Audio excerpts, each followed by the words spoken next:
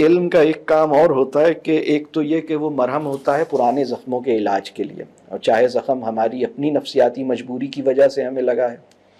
یا دوسرے کی زیادتی کی وجہ سے لگا ہے، تو علم ایک مرہم کی طرح ہوتا ہے۔ بلکہ 3 چیزیں ایسی ہیں جن میں شفا ہے، اس میں سے ایک ہے علم، ایک ہے ایمان، اور ایک ہے کسی بھی اچھے انسان کے ساتھ گہرا تعلق۔ ان تینوں کاموں میں شفا ہے، زبردست شفا ہے، مطلب ہماری نفسیاتی صحت اور ہمارے لیے بہت ساری بھلائیاں ہیں ان تینوں چیزوں میں۔ تو علم ایک کام تو یہ کرتا ہے کہ پرانے زخموں کا علاج کر دیتا ہے، پھر علم جب مزید حاصل ہوتا ہے نا تو اگلا کام یہ کرتا ہے کہ مستقبل میں مجھے چوٹ نہ لگے، مستقبل میں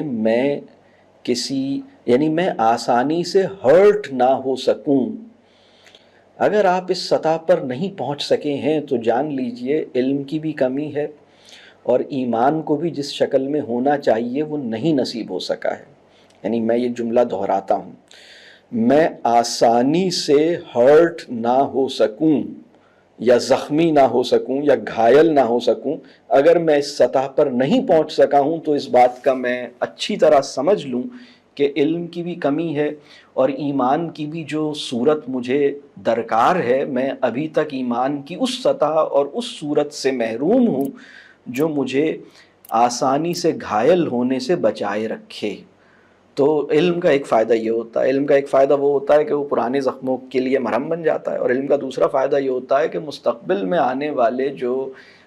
کہہ لیجئے حملے ہیں، اٹیکس ہیں، زیادتیاں ہیں، کوئی اور پریشانیاں ہیں، اس سے مجھے ڈھال کی طرح بچاتا ہے۔ مجھے سمجھ آتا ہے کہ اچھا مجھے آسانی سے اپنے آپ کو زخمی نہیں ہونے دینا، یہ ایک بہت اہم ذمہ داری ہے علم کی۔ تو اللہ کرے کہ ہمیں اللہ تعالیٰ علم عطا کرے۔